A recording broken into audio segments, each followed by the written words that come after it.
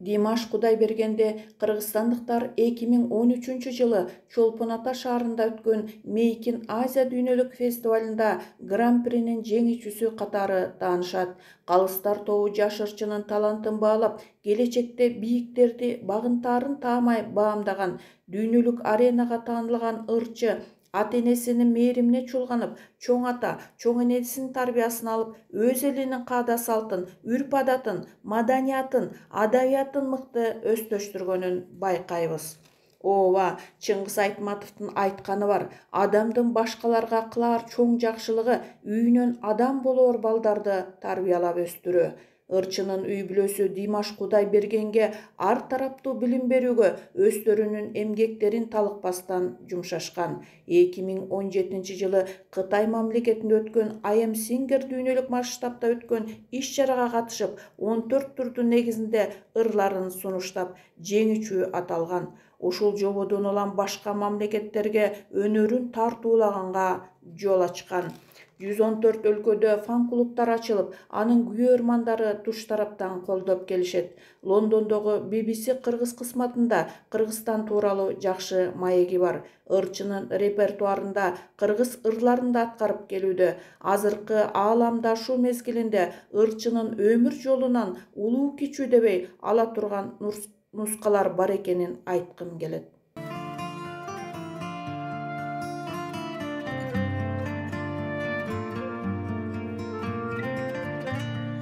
Бала кезден бери көз ачкалы ата эжемиз эртегиме суусундатып өсүрдү.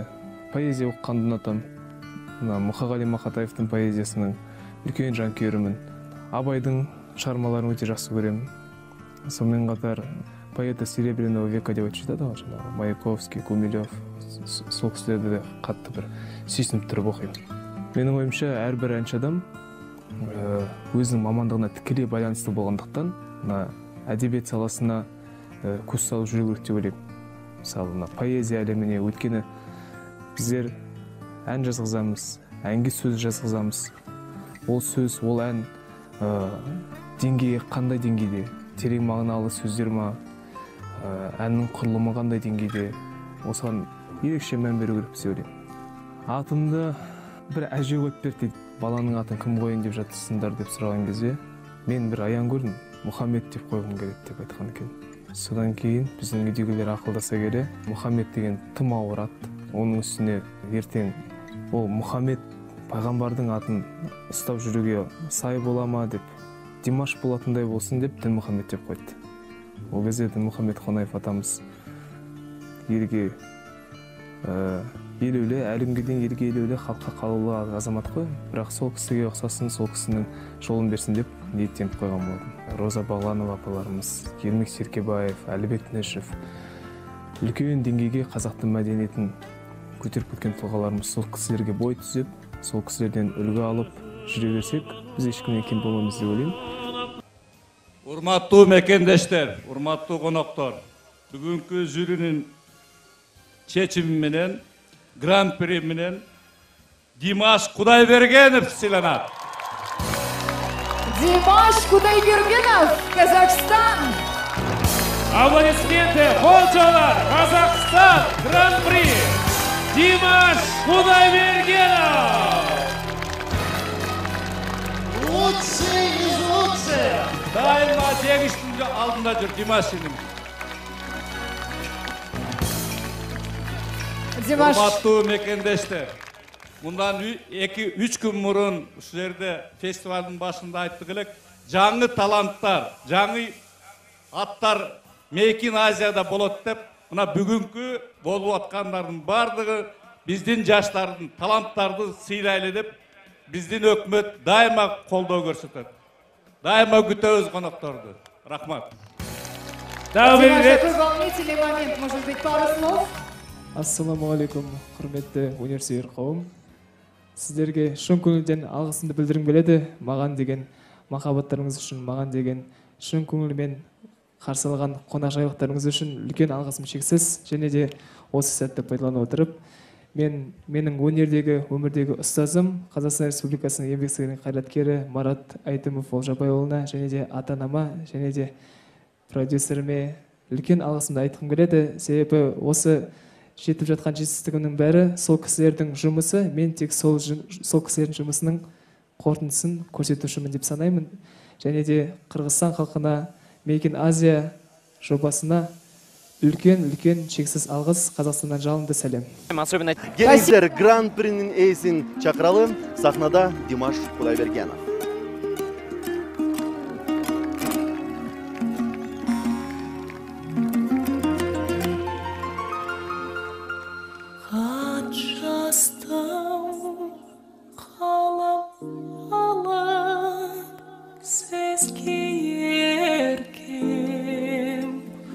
Жүзің бар он түрден жаяу айтай көркем. Есіме сен түскенде беу қарағым, қозғайсың қатып қалған ай іштің дертін.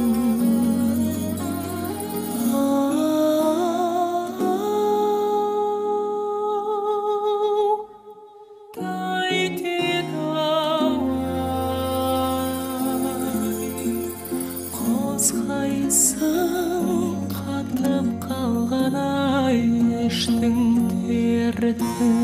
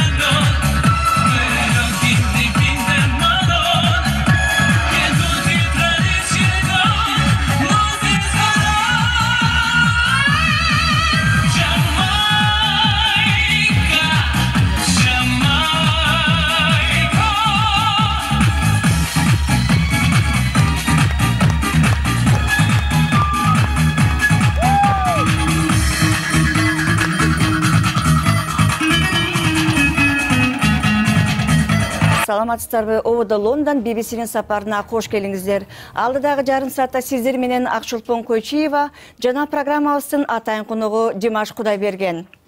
Димаш, Лондонго BBC кызматына кош келиптирсиз. Кош көрүштүк. Димаш казакстандык жаш ырчы, өзү музыка чыгарган, бир нече аспапта ойногон музыка чебери. Бала чагынан баштап Казакстанда жана өлкөнүн сыртында көптөгөн конкурстарга катышкан. Эмесе дароо эле негизги жаңылыктан баштайлы. Димаш, мына сиз Европадагы эң алгачкы соло концертиңизди Лондонда кече өткөздүңүз. Маанайыңыз кандай азыр? Армысыздар, құрметті көрермендер. Енді алған әсерімді өз тарапымнан сөзбен айтып жеткізе алмаймын, өйткені әрбір концерт көрермендермен қауышудың сәті, ал көрерменмен қауышудың сәті әрқашан мені ерекше әсерге бөлейді. Қазір менің алған әсерімді небір әдебиет саласының ең үздік мамандары да сөзбен айтқызып жеткізе алмас деп ойлаймын. Өйткені өзіміз жанкүйерлерімен көріскендіктен, қазақтың халық әндері шырқалғандықтан, домбыраның үнін естірткендігімнен өте бір қуанышты сезімде болып отырмын. Ошол Лондондо концерттин репертуары кандай негизде калыптандырылды? Енді концертте 30 ән орындалды. Ол әрине қазақтың халық әндері, және де өзімнің авторлық шығармаларым, және де I'm Singer жобасы Қытайда өткен. Сол I'm Singer жобасында мені мемлекеттерге таныстырған сол әндерді орындадым. Әрине, бәрінің көңіліне шығуға тырыстым. Бұл енді менің бастапқы концерттерім аяқ алсын, түбә былай сәтімен жайлап келе жатқан секілді.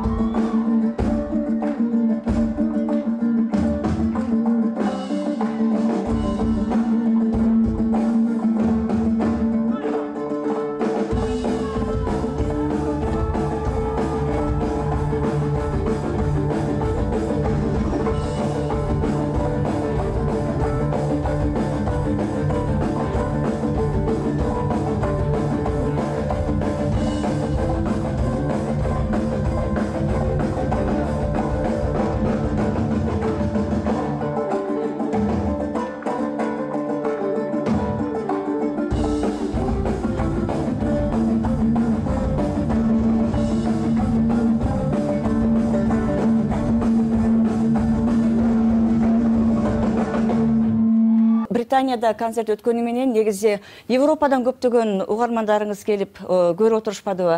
Аудиториянын кабылдоосу сизге кандай таасир калтырды? Залда орын болмагандыгы және де көрермендердин ыстык ыкыласпен, үлкен жүрөгүмен, кең пейилмен кабылдап аткандыгы мени катты кубантты. Бул менин Европадагы эң алгачкы менин жеке өмүр баянымда жазылып қалатын ең алғашқы концертім. Кече Лондондогу аудиториянын жүрүм туруму сизди кабыл алганы Кытайдагы кабыл алуудан айырмалуу экен? Азиядагы мен бул жерде азырге стадион жыйнай алмайм, бирок 3000 адам жыйнадык. Бул биринчи концертим. Сонун өзүндө бир күнгө жетер жетпес убакытта билеттер сатылып кетип, сондай бир кубантып койду мени. Сөзүн чыны керек, менің әрбір басамамды, әрбір аяқ алысымды қолдап, демеп жүретін тыңдармандарға үлкен-үлкен менің өзімнің тарапымнан, отбасымның атынан шын жүректен рахмет айтамыз. Қытайда аткаруучулар конкурсуна катышкандан кийин сизди барлык жерде ушундай тосуп алышса керек. Енді бұл байқау төңірегінде айта кететін болсақ, бұл көпшілік ойлағандай The Voice секілді жоба емес, X-Factor секілді жоба емес, бұл 14 турдан тұратын Қытай мемлекетіндегі 35-40 жылдардан бері сахнада жүрген үлкен ірі жұлдыздарының, және де Қытайда жастардың арасында өте танымалдыққа ие болып жатырған жұлдыздардың байқауы. Тек қана жұлдыздар қатысатын. Және де мен тек эксперимент есебінде көріп қалып шақыра қалғанда, басында мен ғана танымал емес болдым. Сол Қытайдың ішінде қай елден келді, кім келді дегендей болып. Бұрын қатысқан байқауларым осы жобаға жол ашты, осы жоба бүгінгі менің концерттеріме жол ашты дегендей. Бәрі өз сәтімен, бәрі жаратушының қалауымен, өз орнымен келе жатыр. Оған тілеулес болып отырған ағайым бар, ұстаздарым бар, әке-шешем бар. Осының бәрін жинақтағанда бәрі ойдағыдай болады екен.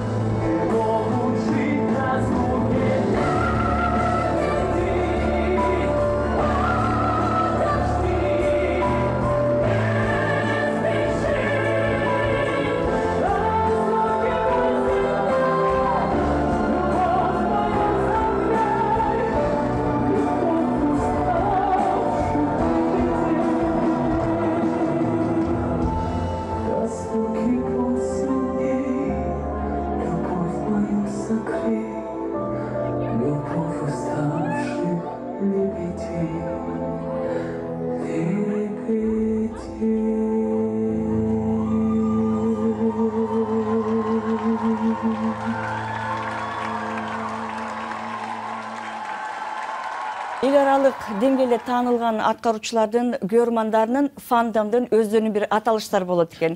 Мысалы, Джастин Бибердікі Believers, Түштік Кореялық BTS группасыныкы Армия, ал эми сиздики биз Dears деп аталып қалдық.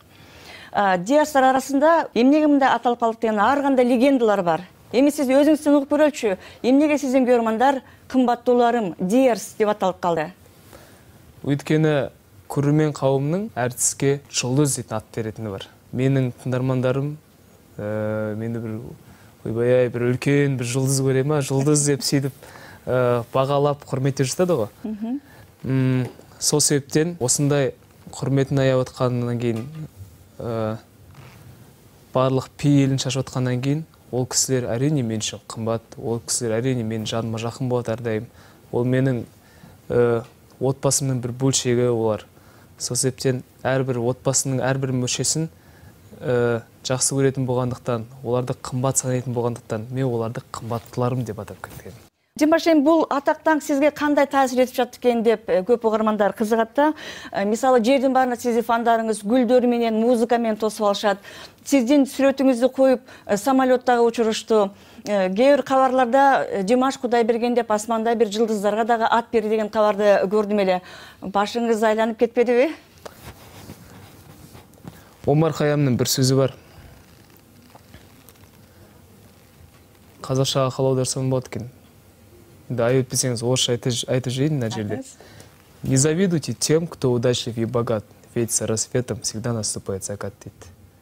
Сол себептен осы жерде мынадай ой түйінділеді. Әрбір нәрсе жақсы болсын, жаман болсын, ол өмірдегі бір сәт. Өмірдегі бір сәт. Мысалы, адамның рухани құндылығы, оның кәсіби біліктілігінен гөрі мен үшін маңызды деп білем. Өйткені біз бәріміз осы өмірге адам болу үшін келдік ең алдымен. Әнші болу үшін емес, мұғалім болу үшін емес, біз адам болу үшін келдік. Сол себептен ең алдымен адами қасиеттерді, рухани құндылықтарды байыппен сақтап қалу біздің ең басты парызымыз деп ойлаймын. Өйткені менің әрбір ісім, әрбір жасаған әрекеттерім тікелей менің ата-анама келіп тиеді. Ата-анам кезінде осы Димашқа кезінде әке-шешесі дұрыс тәрбиелемеген дейтін сөзден аулақ болу үшін барынша өз-өзім жерге түсіріп жүрмін. Әрине, адамдар айтады ғой, мысалы, жұлдыз ауруы болады, басылады деп. Ол басылмайды негізінде, сөздің шынында. Ол мысалы тек қана мына болып жатырған жағдайға өзіңіздің кәсібіңіздің бір бөлшегі есебінде қарасаңыз, және де сабырға кетсеңіз, бәрі де дұрыс болады деп ойлаймын. Мен өзімнің тыңдармандарыма әрине алғыс білдіремін, бірақ дегенмен ол кісілер тым кейбір кезде әсірелеп жіберіп, мені үлкен идеал көріп кететіндері бар. Бірақ сөздің ашығына келгенде менің де ашуланатын кездерім болады. Мен де бетке айтып қалатын кездерім болады. Мен де кәдімгідей таңертең ұйқыдан тұрам, кешке жатам, бар тамағымды ішем, достарыммен қалжыңдасам деген ғой. дегендей. Сізде сыртта келгенде жамғыр төгіп жатқанына қарабай BBC-ның алдында дағы оқырмандарыңыз, көрермандарыңыз тосып алышпады ба? Димаш улам барған сайын атақтуу болып, атақтанға жетіп жатқан учурунда ең татал нерсе ал үчүн эмне болду экен деп сырттагы көрермандар сурап жатат. Бір тамаша әнші былай айтқан екен. Ол кісіге бір журналистер келіп сұрайды: сіз осындай да осындай 40-50 жыл қатарынан үлкен ірі жұлдызсыз. Қиын емес па дейді. Осындай ұзақ уақыт қатарынан жұлдыз болған қиын емес па деп сұрайды. Сол кезде ол кісі жауап береді: өте қиын дейді. Шаршаған жоқсыз ба деп сұрайды журналист. Қатты шаршайсың дейді. Әрине қиналасың, қатты шаршайсың дейді. Егер де сен өзіңді жұлдызбын деп санап жүретін болсаң. Димаш, сізден ел аралық деңгейде танылып қалышыңызға албетте Қытайда болып өткен конкурс бір топ түрткі берді. Бирок менің білішімше, сіздің алғашқы ел аралық жеңістеріңізден бірі Қырғызстанда Ысыккөлдің жегінде болса керек эле. Бұл байқау әрине мен есімде, Қырғыз халқының қонақжай ел екендігіне тағы да бір мәрте көзім жеткен болатын да. Өзіңіз білесіздер, Қырғыз елі қазақтың бауыры, қазақтың досы, қазақтың ағайыны, қазақтың туысы. Сол себептен мен өз үйіме барып байқауға қатысып келгендей болдым. Make in Asia деп аталатын халықаралық байқау. Көптеген, қателеспесем 30-40 шақты мемлекеттер қатысатын сондай үлкен байқау болатын тұғын. 19 жасында сол байқауға барып бас жүлде алды. Димашты көрермандардың кемедегі саяхатына Димаштың апасы, Қазақстандан емгек сіңірген ишмери, Ақтөбе филармониясының ырчысы Светлана Айтбаева да келіп қатышты. Ошондой эле бұл концертте Димаштың атасы Қанат Айтбаев қоштап келді. Қанат, саламатсыз ба? Саламатсыз. Концерттің игілікті өтішімен сіздерді құттықтаймыз. Көп рахмет. Сіздерге да суроо бергіңіз келеді. Бұл Димаштан чоң жылдыз шығады деп башынан ишендіңіз беле? Әркім өмірге келген кезде балаға үлкен үміт артады, бойындағы барлық жақсы қасиеттерін сол балаға сіңіруге тырысады. Осы орайда біздің ата-аналарымызға, менің ата-анама өзімнің көп зор алғысым бар. Өйткені бір шаңырақтың астында тұрамыз, қазақтың дәстүрі бойынша. Біз сол кісілерден бүкіл алған тәлім-тәрбиеміздің барлығы да осы Димашқа сіңіп жатыр. Өйткені ұрпақтар сабақтастығы әкеден балаға, атадан балаға жалғасатын ұлттық мирас. Сондықтан да осы Димаштың бойындағы әншілік өнерге деген қабілетті ең алғашқы көріп, соларға үлкен сенім білдірген менің ата-анам.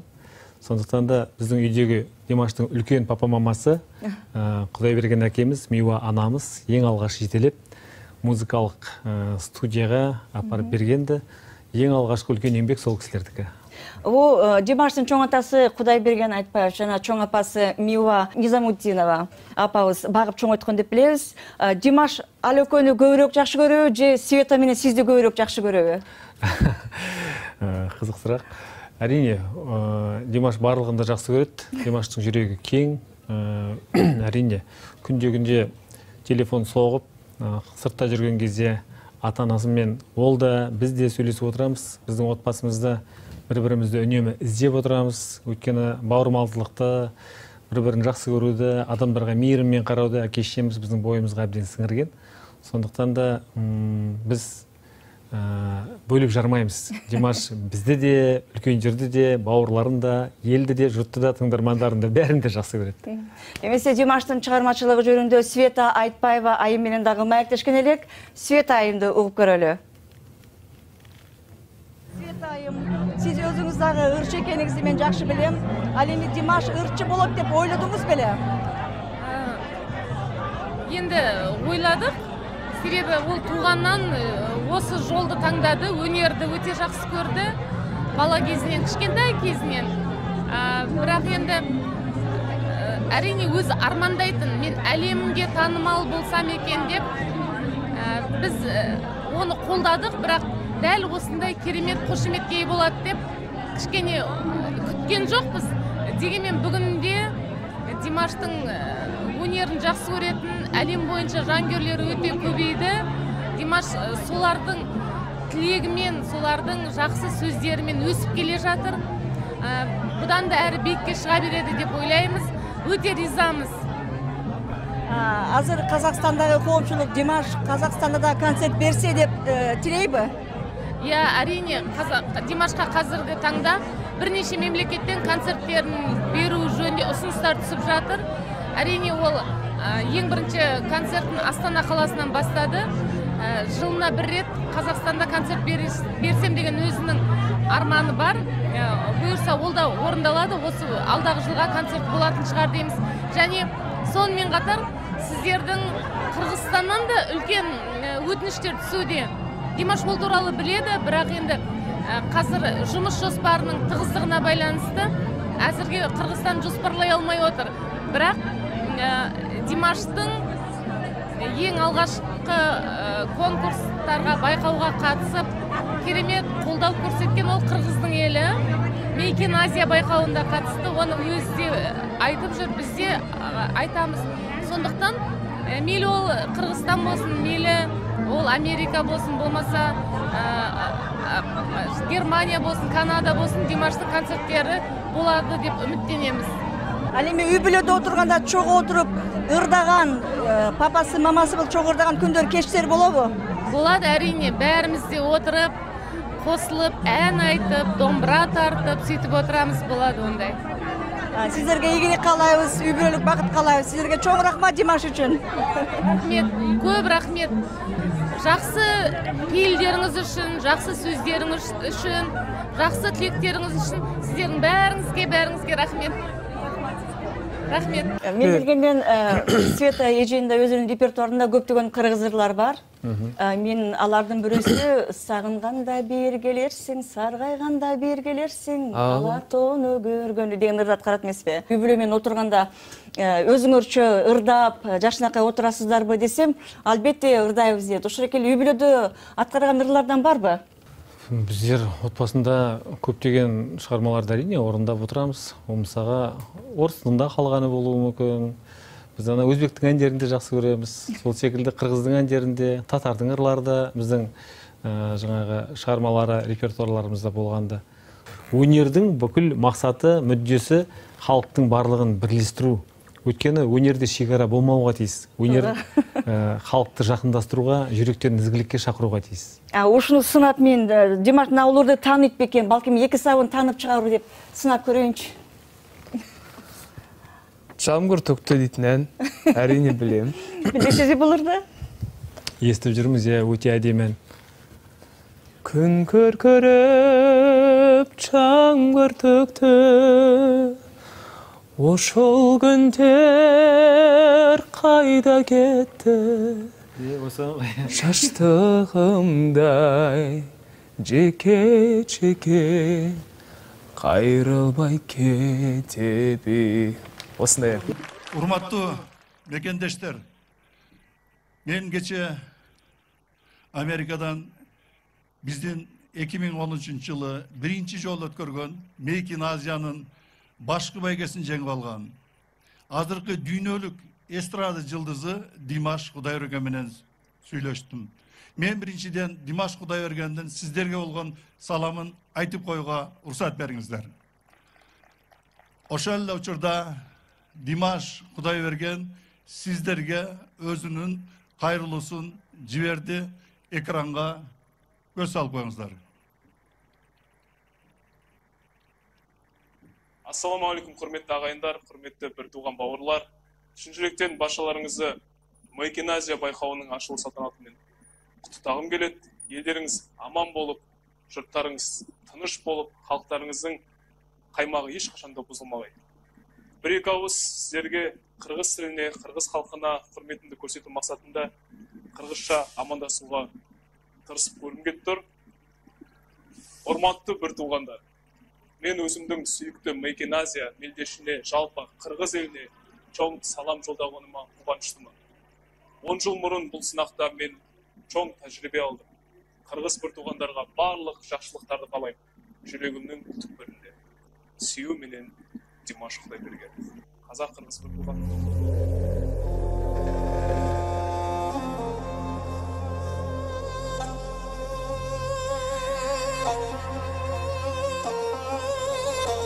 言，对吧？我们请他用每个国家的语言说一句话就行，好吗？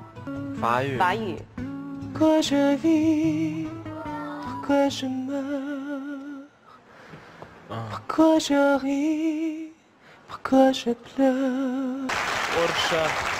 Не слышны в саду даже шорохи,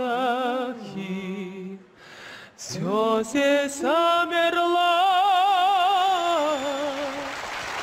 Если б знали вы, как мне дороги подмосковные вечера.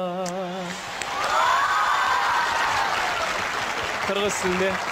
Erkeletin bit canımızda, көңіліңді бір жоқ кәусар сезімді, өрде бүдейін, еркелетейін, алақанға салып еркелетейін.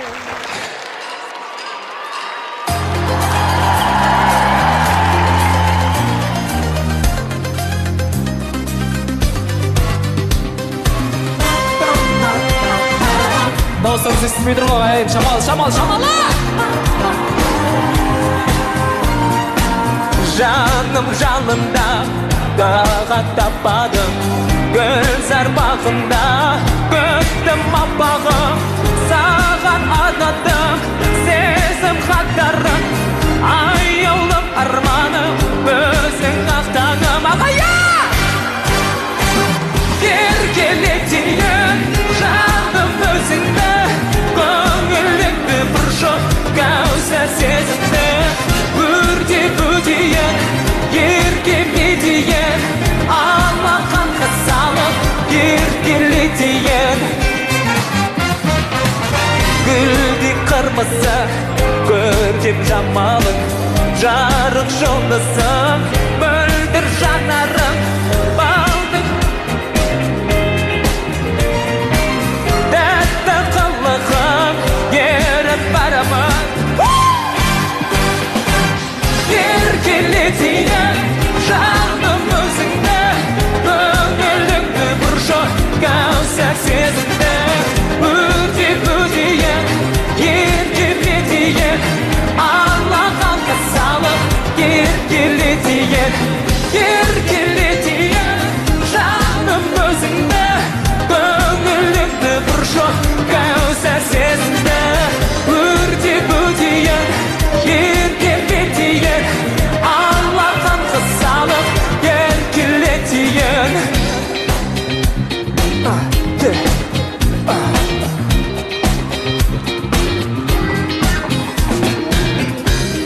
Қыздар қайдасыз? Шамал дауыстарыңыз болса қайда?